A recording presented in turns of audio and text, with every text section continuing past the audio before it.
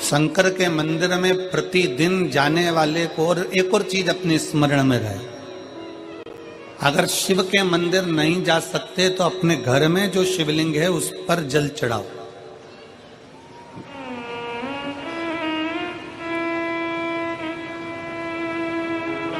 और यदि आप अपने शंकर के घर में शिवलिंग पर भी जल नहीं चढ़ा पा रहे हो तो किसी बेलपत्री का वृक्ष हो, उस वृक्ष के नीचे भी जल चढ़ाओ। और कभी मौका मिल जाए, कभी भगवान शंकर की बड़ी करुणा हो जाए, भगवान शंकर की बड़ी उदारता हो जाए, भगवान शंकर की बड़ी कृपा हो जाए, बड़ी कृपा हो जाए, भगवान शंकर जिस दिन तुम्हारे ऊपर बहुत बड़ी कृपा कर दे, किसी सोमवार को 3 नियम बना लो। जिस दिन मेरा भोले बाबा तुम पर कृपा कर दे उस दिन सोमवार का एक नियम बना कि महीने का एक सोमवार मुझे ऐसा करना है, 3 नियम धारण करना है महीने के सोमवार को। पहला, सुबेरे जाकर शंकर भगवान को 1 लोटा जल चढ़ाना है।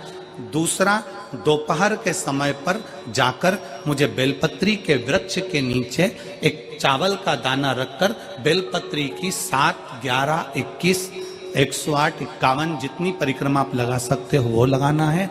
और तीसरा, बेलपत्री के वृक्ष के नीचे और शंकर के मंदिर के दरवाजे पर मुझे एक घी का दीपक लगाना है। बस ये 3 नियम जिसने महीने में एक बार ले लिया, समझ लो उसको पीछे हटने की जरूरत ही नहीं, वो आगे ही बढ़ेगा।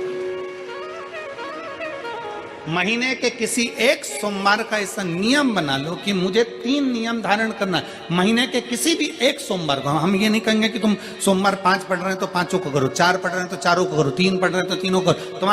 तुम तो महीने का एक सोमवार का नियम बना। और मेरी जीजियों से, मेरी बेटियों से जो विदेश में रह रही हैं, जो कहीं बाहर रह रही हैं, कहीं बड़े शहर में रह रही हैं, जो रोज मंदिर नहीं जा सकते, हर किसी महीने के एक सोमवार को भी ये नियम निर्धारण कर सकते, तो उनसे कहेंगे कि 3 महीने में एक सोमवार का नियम बना लो।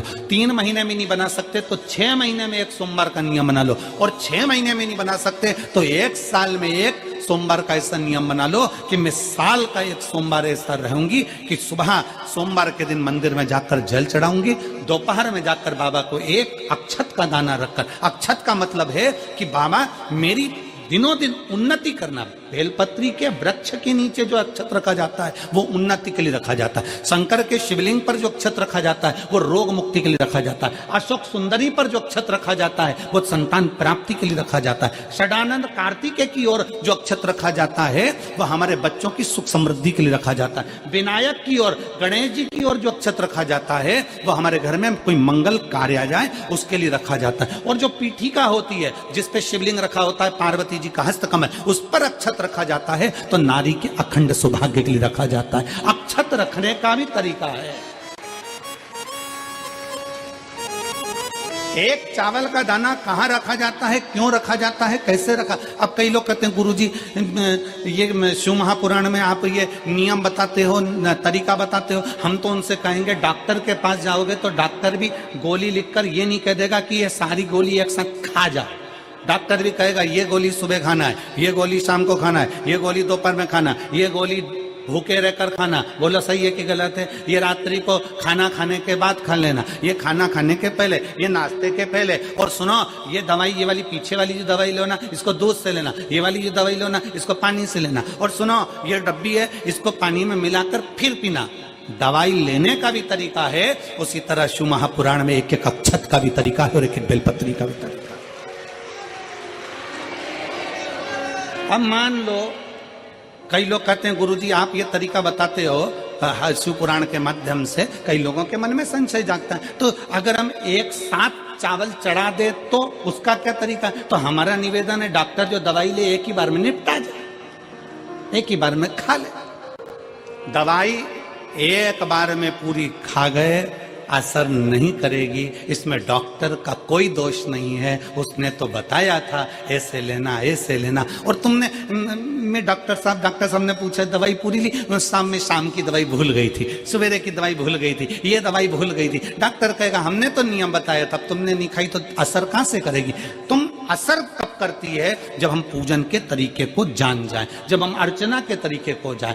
आप साल भर का एक सोमवार निकाल लो, 6 महीने का एक सोमवार निकाल लो, 3 महीने का एक सोमवार निकाल लो, महीने का एक सोमवार निकाल लो, अपने से दिल में बन जाए तो एक सोमवार ऐसा निकालो जिसके 3 नियम धारण हो।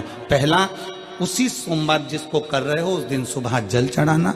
दूसरे, दोपहर के समय पर जाकर बेलपत्री के वृक्ष के नीचे एक चावल का दाना रखना और परिक्रमा बेलपत्र की जितनी तुमसे बन जाए, जितनी तुम्हारे शरीर की कैपेसिटी हो, जितना तुम्हारा शरीर चलते बन जाए। हम तो ये भी नहीं कहते कि तुम भूखे रहकर भगवान का भजन करो, हम कभी नहीं कहते। हम तो यहां तक कहते हैं, हमारे पुष्टि मार्ग में यहां तक कहा गया कि वल्लभ कुल की एकादशी करो, भले बकरी जैसे चरो पर एकादशी करो। हम तो यहां तक कहते हैं कि बहुत समय से कल मेरी एकादशी है, एकादशी है, एकादशी